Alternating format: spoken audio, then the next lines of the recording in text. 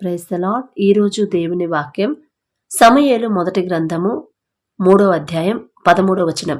తన కుమారులు తమ్మును తాము శాపగ్రస్తులుగా చేసుకొనుచున్నారని తానెరిగియు వారిని అడ్డగించలేదు కనుక అతని ఇంటికి నిత్యమైన శిక్ష విధింతురని నేను అతనికి తెలియజేయుచున్నాను. ఇక్కడ తన కుమారులంటే ఏలీ గారి కుమారులు. ఏలీ గారేమో యాజకుడు, దేవుని పని చేసే ఆయన. కానీ ఆయన కుమారులు వచ్చేసరికి పరమ దుర్మార్గులు, బహు దుర్మార్గులని మొదటి అధ్యాయంలో మనం చదువుకుంటాం. మరి దేవుని దృష్టికి అంత దుర్మార్గంగా జీవిస్తున్నా కూడా, అంత ఆ శాపాన్ని వాళ్ళంతటా వాళ్లే తెచ్చుకుంటున్నా కూడా, శాపగ్రస్తుడిగా మారిపోతున్నా కూడా ఏలీ గారు వాళ్ళని అడ్డగించలేదు గనుక యాజకుడు వాళ్ళ పిల్లల్ని ఎంత జాగ్రత్తగా పెంచాలి. వాళ్ళని బట్టే కదా, వాళ్ళ కుటుంబాన్ని బట్టి, యాజక కుటుంబాన్ని బట్టే కదా మిగతా వాళ్ళు నేర్చుకునేది. అదిగో అంత జాగ్రత్తగా ఉండాలి, అంత జాగ్రత్తగా దేవునికి లోబడాలి, దేవునికి భయపడాలని ముందు మనం పాస్టర్ గారిని, వాళ్ళ కుటుంబాన్ని చూసే మనం నేర్చుకుంటాం కదా. అసలు వాళ్ళకే మార్పు లేకపోతే మనం ఎలా నేర్చుకుంటాం అని ఇక్కడ నేను చెప్పట్లేదండి. ఏలీ గారు విషయంలో తండ్రి చెప్తున్నాడు, తన కుమారులు తమ్మును తాము శాపగ్రస్తులుగా చేస్తున్నారు. ఇప్పుడు మన కుటుంబాలు అదే జరుగుతుంది. మన పిల్లలు మన కళ్ళ ముందే పెరుగుతున్నారు, మన కళ్ళ ముందే వాళ్ళు తప్పుదారిలో నడుస్తున్నారు, మన కళ్ళ ముందే చెడిపోతున్నారు. అయినా సరే మనం వాళ్ళని అడ్డగించట్లేదు. ఒకవేళ అడ్డగించిన వాళ్ళు మాట వినకపోతే అప్పుడు తండ్రి దగ్గర పెట్టండి. మొదట మనం వాళ్ళని అడ్డగించాలని బైబిల్ చెప్తుంది. నా కొడుకే కదా, నా కూతురే కదా, ఆ ప్రేమ, అమ్మో నా కూతురి మీద నాకు ప్రేమ, నేనెలా ఆమెని గద్దించగలను, నేనెలా వాళ్ళకి వాళ్ళ సంతోషాన్ని నేనెలా కాదనగలను అని గనక మీరు వెనక్కి తగ్గారు అంటే, అడ్డగించలేదు అంటే, తండ్రి నుంచి వచ్చే శిక్ష అది 1 సంవత్సరమో 2 సంవత్సరాలు కాదండి. ఇక్కడ ఏం చెప్తున్నాడు తండ్రి? అతని ఇంటికి నిత్యమైన శిక్ష విధింతును. అందుకే ఫస్ట్ మన ప్రవర్తన జాగ్రత్తగా చూసుకోవాలి. తర్వాత మన వాళ్ళు తప్పుదారిలో నడిస్తే అది తప్పు అని వాళ్ళకి చెప్పాలి. ఆ విషయంలో వాళ్ళ చెప్పినప్పుడు వాళ్ళు వింటే ఓకే, వినట్లేదు అంటే ప్రతిరోజు మనం చెప్తాం, అయ్యా అది తప్పు. చెప్పడం అంటే వాళ్ళ మీద వాదన పెట్టుకోమని కాదు, గొడవ పెట్టుకోమని కాదు, ప్రేమగా చెప్పాలి. చిన్నపిల్లలైతే ఒక దెబ్బేసినా కూడా కాసేపు ఏడుస్తారు, మళ్ళీ వస్తే ఈసారి భయం ఉండిద్ది వాళ్ళకి. అది పెద్దవాళ్ళు అయ్యారనుకోండి, కొట్టగలవా? అసలు కొట్టకూడదు కదా. వాళ్ళకి కొట్టకుండా అర్థమయ్యేలా వాళ్ళకి చెప్పాలి. అలా తల్లిదండ్రులు ఈ మాటలు వింటున్న మీరు బిడ్డలకు చెప్పండి. మీ పిల్లలు తప్పుదారిలో నడుస్తున్నారా? మీ భార్య నడుస్తుందా? మీ భర్త నడుస్తున్నాడు? మరి ఇంట్లో పెద్దవాళ్ళైనా సరే తప్పుదారిలో నడుస్తున్నారు అంటే వాళ్ళని అడ్డగించండి. అది తప్పు అని మీరు చెప్పండి. చెప్పకపోతే ఆ శిక్ష మీకు వచ్చింది, మీ కుటుంబానికి వచ్చింది. అది 1 రోజు 1 సంవత్సరం కాదు, నిత్యమైన శిక్ష. ఇక తర్వాత పశ్చాత్తాపపడే నైవేద్యం కూడా నేను తీసుకోనంటాడు. కాబట్టి ఏలియా ఇంటి వారి దోషమునకు బలిచేతనైనను నైవేద్యము చేతనైనను ఎన్నటికిని ప్రాయశ్చిత్తము చేయబడదు అని యెహోవా దేవుడు చెప్తున్నాడు.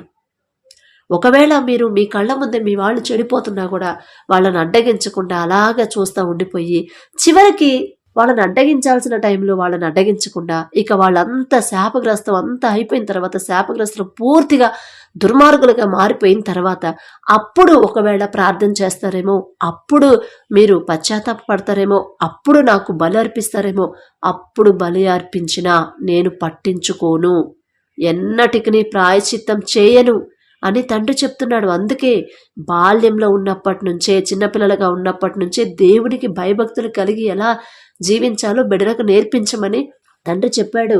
బాలుడు నడవలసిన త్రోవను వారికి నేర్పండి.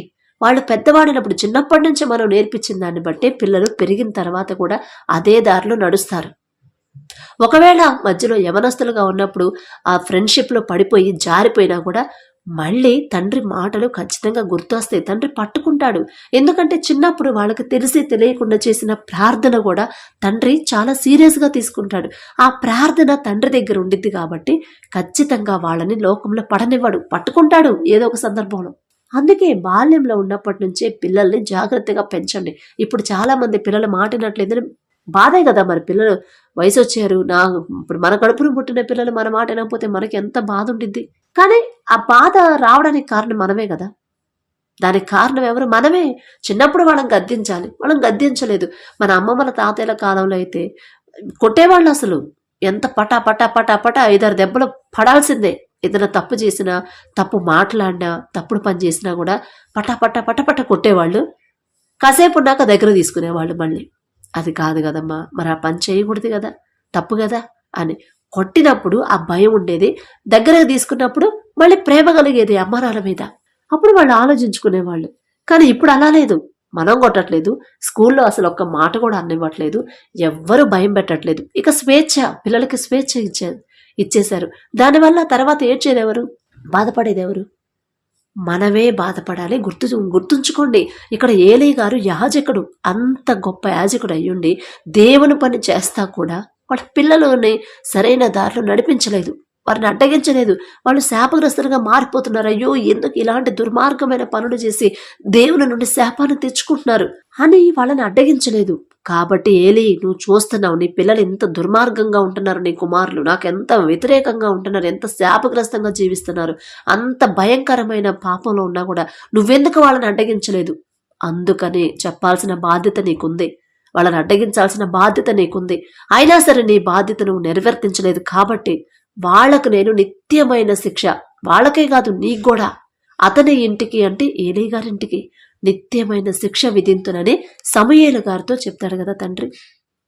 ఒకవేళ వాళ్ళు మళ్ళీ పశ్చాత్తాపడతారేమో, ఒకవేళ బలి అర్పిస్తారేమో, ఒకవేళ నైవేద్యం చేస్తారేమో, అయినా సరే నేను యాక్సెప్ట్ చేయను. తర్వాత మీరు ఉపవాసం ఉంటారేమో, తర్వాత మీరు 40 రోజులు ఉపవాసం ఉండి ప్రార్థన చేసినా, 50 రోజులు ఉపవాసం ఉండి ప్రార్థన చేసినా, కన్నీరు కార్చినా, ఎంత ప్రార్థన చేసినా, ఎంత గొప్ప గొప్ప వాళ్ళతో ప్రార్థన చేపించినా కూడా నేను మాత్రం పశ్చాత్తాప ప్రాయశ్చిత్తం చెయ్యబడదు అని నేను చెప్పట్లేదు, తండ్రి చెప్తున్నాడు. మీరు జాగ్రత్తగా తండ్రి చెప్పిన ప్రతి మాట జాగ్రత్తగా వినండి. అప్పుడెప్పుడో పాతకాలంలో మన పితరులకు కదా చెప్పింది, పాత నిబంధనల కాలంలో జరిగింది, ఇప్పుడు ఎందుకు జరిగిద్దిలే అనుకుంటారేమో. అప్పుడు ఏం జరిగిందో ఇప్పుడు మన కుటుంబాల్లో కూడా కొన్ని కుటుంబాల్లో అదే జరుగుతుంది. మీరు గమనిస్తున్నారా? వాక్యాన్ని శ్రద్ధగా చదవండి. శ్రద్ధగా చదివినప్పుడు మీకు అర్థమైపోయింది. తండ్రి ఆ తెలివి, ఆ జ్ఞానం ఇస్తాడు, గ్రహించే శక్తి, తెలివిస్తాడు. ఆ కాలంలో యాజకుల పిల్లలే అంత ఘోరంగా ఉన్నారు, మరి వాళ్ళ పిల్లలే అంత ఘోరంగా ఉన్నప్పుడు మిగతా వాళ్ళు ఏమి నేర్చుకుంటారు అని అక్కడ అది మనం నేర్చుకోవచ్చు. అలాగే ఒకవేళ మన పిల్లలు కూడా అలా ప్రవర్తిస్తూ ఉంటే, అలా నడుచుకుంటూ ఉంటే, అలా శాపగ్రస్తుడిగా మారుతూ ఉంటే మనమేం చేయాలి? మనల్ని ఏం చేయమని తండ్రి చెప్తున్నాడు. అడ్డగించాలి, వాళ్ళని శిక్షించాలి, వాళ్ళని గద్దించాలి. కొట్టొద్దు, కానీ ప్రేమగా చెప్పండి. కొట్టొద్దు, బతిమలాడండి. అయ్యా అది కాదు, అయ్యా ఇది కాదు, దేవుడి శాపం మన మీదకి వచ్చింది. ఇదిగో బైబిల్లో ఒకానొక సమయంలో దేవుడికి భయపడకుండా ఇలాగే కొంతమంది శాపగ్రస్తులుగా మారిపోయారు. ఆ శాపం వల్ల, వాళ్ళు చేసిన పనుల వల్ల దేవుడికి కోపం తెప్పించి ఎంత భయంకరమైన శిక్ష, అది కూడా నిత్యమైన శిక్ష. 1 కాదు 2 సంవత్సరాలు కాదు, నిత్యమైన శిక్ష వాళ్ళు పొందుకున్నారు. తర్వాత పశ్చాత్తాపడ్డా కూడా నేను ప్రాయశ్చిత్తం చేయనని చెప్పాడు. అయ్యా అని చెప్పనని వాళ్ళకి అర్థమయ్యేలా చెప్పండి. అప్పటికీ వాళ్ళు మాటినకపోతే అప్పుడు ప్రార్థనలో కూర్చోండి. అసలు అప్పటిదాకా వదిలేయకండి మీ పిల్లల్ని. వాళ్ళే తెలుసుకుంటారులే. ఇప్పుడు చాలామంది వాళ్ళే తెలుసుకుంటారు, వాళ్ళకి తెలివి ఉంది, వాళ్ళు గ్రహిస్తారు, వాళ్ళకి మరి లోకం తెలియాలి కదా అని వదిలేస్తున్నారు. లోకస్తులాగా మనం ఆలోచించకూడదు. దేవుని పిల్లలు, దేవుని కాపుదల, దేవుని భద్రతలో ఉన్న వాళ్ళం, దేవుని కృప మనకు తోడుగా ఉందంటే మనం జాగ్రత్తగా ఉండాలి. మన పిల్లల్ని జాగ్రత్తగా పెంచాలి. మనం వాళ్ళని ఎంత జాగ్రత్తగా పెంచుతామో అంతే జాగ్రత్తగా వాళ్ళు వాళ్ళ పిల్లలు పెంచుతారు. అలా మన వంశం దేవుడు తండ్రి ఆశీర్వదించాలి అంటే ఫస్ట్ మనం జాగ్రత్తగా ఉండి వాళ్ళని జాగ్రత్తగా పెంచాలని తండ్రి చెప్తున్నాడు. మరి ఎవరెవరు పిల్లలు వదిలేస్తున్నారో తెలియట్లేదు. ఖచ్చితంగా పిల్లలకి ప్రార్థన నేర్పించండి. సండే స్కూల్కి పంపిస్తున్నాం కదా సరిపోయిద్దిలే అనుకోవద్దు. ప్రతిరోజు ఉదయం లేవగానే ప్రార్థనతోనే మొదలు పెట్టేలా వాళ్ళని అలవాటు చేయండి. నైట్ పడుకునేటప్పుడు ప్రార్థన చేసుకోవడం అలవాటు చేయండి. భోజనం చేసేటప్పుడు అలవాటు చేయండి. భోజనం చేసేటప్పుడు ప్రార్థన చేయాలి. బయటికి వెళ్ళేటప్పుడు ప్రార్థన, బయట నుంచి వచ్చిన తర్వాత ప్రార్థన. ప్రతి విషయాన్ని ప్రార్థనతో మనం ఎలా అయితే స్టార్ట్ చేస్తామో అదే చిన్నపిల్లలుగా ఉన్న మన బిడ్డలకు కూడా అలవాటు చేయాలి. రేపు పెద్దవాళ్ళు అయిన తర్వాత వాళ్ళకి ఇక అలవాటు నుంచి తప్పిపోరు. ఇలా చాలామంది క్రైస్తవులు కూడా నాకు తెలిసిన వాళ్ళే చాలామంది ఉన్నారు. పిల్లల్ని సరైన దారిలో పెంచకుండా మళ్ళీ క్రిస్టియన్ కుటుంబంలో పుట్టి పెరిగిన వాళ్లే, కానీ పిల్లల్ని మాత్రం దేవుల్లో పెంచలా. వాళ్ళు ఇప్పుడు ఎలా పెరిగారంటే, ఎలా దారి తప్పారంటే లోకంలో పడిపోయి లోకస్తులాగే జీవిస్తా చెప్పిన మాట వింటారు. కానీ గట్టిగా చెప్పారంటే కోపం, ఎదురు తిరగడం. అందుకనే భయభక్తులతో పిల్లలు పెంచండి. అలా పెంచకుండా ఉంటే నిత్యమైన శిక్ష మనకి, మన ఇంటికి వచ్చింది. తర్వాత మనం ఎంత పశ్చాత్తాపడ్డా, ఎంత ఉపవాసం ఉన్నా కూడా ఉపయోగం ఉండదు. ప్రాయశ్చిత్తం చెయ్యను అని తండ్రి చెప్తున్నాడు, యాక్సెప్ట్ చెయ్యనని చెప్తున్నాడు. మరి మీ పిల్లల విషయంలో మీరు ఎలా ఉంటున్నారు? జాగ్రత్తగా వాళ్ళు ఎలా ప్రవర్తిస్తున్నారు, ఎలా మాట్లాడుతున్నారు, ఏం మాటలు మాట్లాడుతున్నారు, వాళ్ళ ఫ్రెండ్స్తో కలిసిమెలిసి ఉంటున్నారా, లేకపోతే గ్రూపులుగా ఏమైనా కడుతున్నారా? మా ఇంటి దగ్గర అయితే అలానే గ్రూపులు కడతారు. చిన్నపిల్లలే, మళ్ళీ 4th 5th క్లాసు అంత వయసు అంతే పిల్లలు, ఎల్కేజీ నుంచి 4th 5th అంత వయసు పిల్లలు ఉంటారు. వాళ్ళల్లో వాళ్ళకి గ్రూప్స్, వాళ్ళల్లో వాళ్ళకి గొడవలు పెద్దవాళ్ళ దాకా వచ్చి గొడవలు అయిపోయి ఆ పిల్లలు మాట్లాడుకోవట్లేదు. అసలు ఆ మైండ్ ఎంత భయంకరమైన మైండ్ అండి. చిన్న వయసులో ఉన్నప్పటి నుంచి అలాంటి మైండ్ సెట్ కలిగి ఉండొచ్చా? మా పాపను కూడా దాన్ని కూడా గ్రూప్లో చేర్చుకున్నారు. నువ్వు వెళ్ళి వాళ్ళతో మాట్లాడొద్దు, వాళ్ళతో మనం పచ్చి అని ఏదో చెప్పారంట, అది మాట్లాడంది. తప్పునానా, మనం బైబిల్ చదువుకునే వాళ్ళం, తండ్రికి భయపడాలి. ఏసై ఏం చెప్పాడు? మనం అందరితో సమాధానంగా, అందరితో ప్రేమగా ఉండాలి. నువ్వు అట్లా వాళ్ళు చెప్పారని వేరు పెట్టావనుకో, వాళ్ళతో మాట్లాడుకుంటా ఉన్నావనుకో, ఏసయ్య మనతో మాట్లాడు అని పిల్లలకు అర్థమయ్యేటట్టు వాళ్ళకి చెప్పిన తర్వాత ఇప్పుడు మాట్లాడుతుంది. వాళ్ళు చెప్పినా వినదు, ఇటు వీళ్ళు చెప్పినా వినదు. నేను మాత్రం ఎవరి మాట వినం, ఇద్దరితో సమానంగానే ఉంటాను అని చెప్పేసింది. అందుకే పిల్లలు ఎలా ఉంటున్నారు, ఎలా మాట్లాడుతున్నారు? ఇప్పుడు ఫోన్లో ఏ వీడియోలు చూస్తున్నారు, ఆ ఫోన్ల వల్ల చెడిపోతున్నారు పిల్లలు. కానీ తల్లిదండ్రులుగా మనం వాళ్ళని జాగ్రత్త చేయాల్సిందే. చాలా పనులు ఉంటాయి సిస్టర్, జాబ్ అని, ఇంట్లో పని అని, చాలా పనులని. మరి ఇంత బిజీలో ఉన్నప్పుడు పిల్లల్ని మళ్ళీ ఎలా పట్టించుకోగలం అంటారేమో. దానివల్ల ఒకానొక సమయం రాబోతుంది. ఆ సమయంలో నిత్యమైన శిక్ష మనకి రాబోతుందని గుర్తుంచుకోండి. నా పిల్లలు నేను ఇప్పుడు వదిలేస్తే ఖచ్చితంగా నా ఇంటికి శాపం వచ్చింది. ఇప్పుడు నేను వాళ్ళని అడ్డగించట్లేదు, వాళ్ళని పట్టించుకోవట్లేదు. మళ్ళీ రేపు వాళ్ళు పెద్ద అయిన తర్వాత అప్పుడు నేను తండ్రి పాదాలు పట్టుకున్నా కూడా నా ప్రార్థన వినడు నా తండ్రి. నేను ఎంత ఉపవాసం ఉండి కన్నీరు కార్చిన చూడడం. ఎందుకంటే తండ్రి నన్ను గద్దిస్తున్నాడు. ఇప్పుడు నేను పట్టించుకోకపోతే ఎట్లా? అడ్డగించలేదు. అక్కడ కుమారులు శాపగ్రస్తులుగా చేసుకొనుచున్నారని తెలిసి కూడా, తాను ఎరిగియో మనకు తెలుసు, ఆయన కూడా వాళ్ళని అడ్డగించకపోతే ఖచ్చితంగా నిత్యమైన శిక్ష మన పిల్లలకి, మన ఇంటికి వచ్చింది. మరి కుటుంబాల్లో శాంతి సమాధానం ఎందుకు ఉండట్లేదో నాకు తెలియదు. మీరు ఆలోచించుకోండి. మాటలు విన్న తర్వాత సమాధానం ఎందుకు ఉండట్లేదు, గొడవలు ఎందుకు అవుతున్నాయి? మరి అనారోగ్య సమస్యలు కొన్ని కుటుంబాల్లో కొంతమంది కామెంట్స్ పెడుతున్నారు, అసలు చిన్న వయసులోనే అనారోగ్య సమస్యలు ఎన్నో వస్తున్నాయి అంటారు. అంత చిన్న వయసులో అన్ని సమస్యలు ఎందుకు వస్తున్నాయి? కారణం ఏంటి? మీరు ఎలా నడుచుకుంటున్నారు, ఎలా మాట్లాడుతున్నారు, ఎలా ప్రవర్తిస్తున్నారు? ఒకసారి గమనించుకోండి. నేనేదో చెప్తే నా మీద కోపం వచ్చినా పర్వాలేదు, కానీ మీ జీవితాలు మీరు మార్చుకుంటేనే మీకు ఆశీర్వాదం.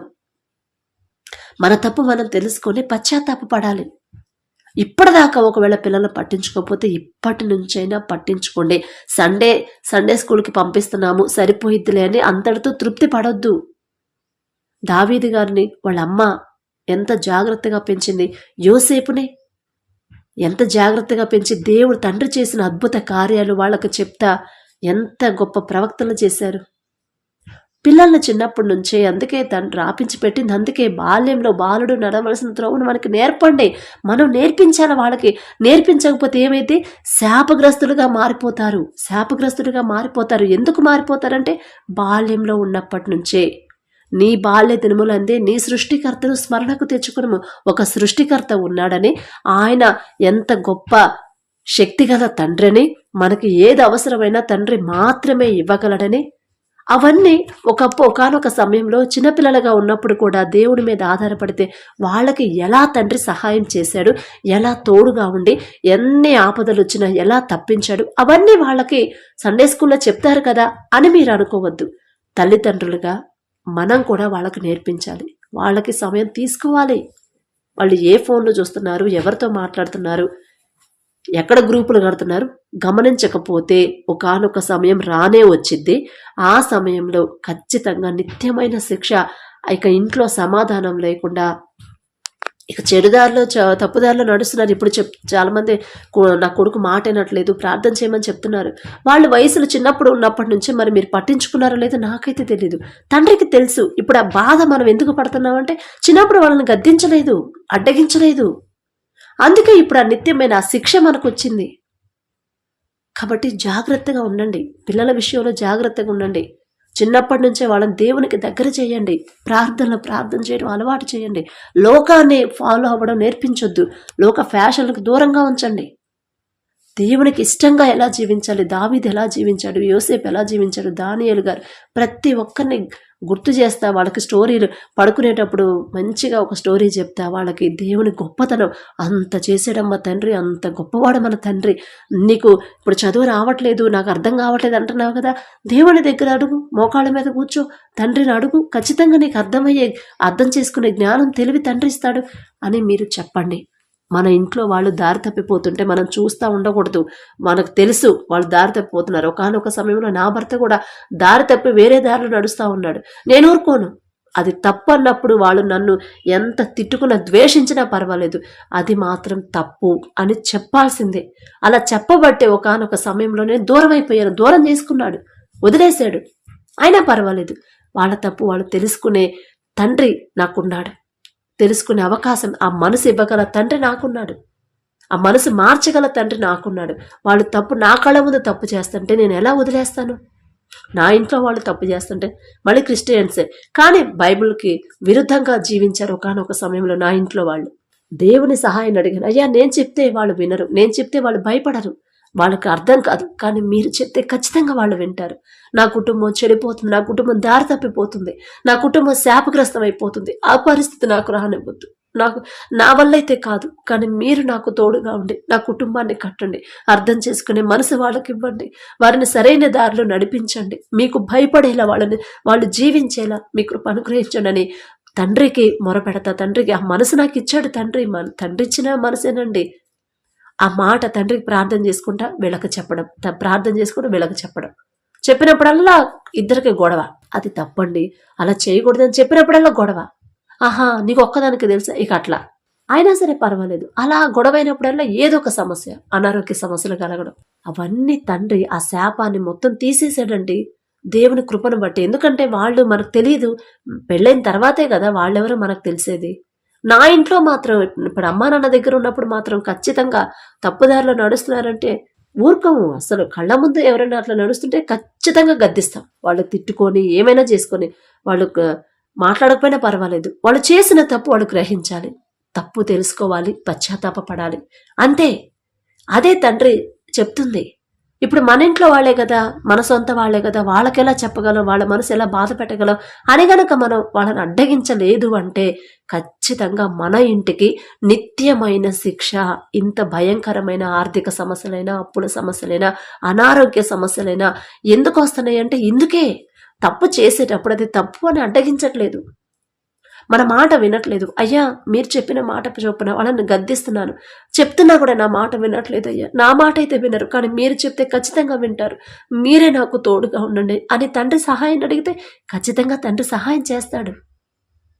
అడిగి అడుగుడి అన్నాడు. అడుగుతా ఉంటే ఇప్పుడు దేవుని కృపను బట్టి మారిపోయారు ఇంట్లో వాళ్ళందరూ. దేవుని పొద్దున్న లేవంగానే, ఇంతకుముందు అసలు కొత్త సినిమాలు రిలీజ్ అయితే చూసేవాడు, ఇప్పుడు పొద్దున్నే ఫస్ట్ లేవంగానే వాక్యమే పెట్టుకుంటాడు. వాక్యం విన్న తర్వాత ఇంకప్పుడు ఏదైనా వాళ్ళ ఆఫీస్కి సంబంధించి రిపోర్ట్స్ అవి చూస్తూ ఉంటాడు. అదే కదా, అంతకన్నా మనకేం కావాలి?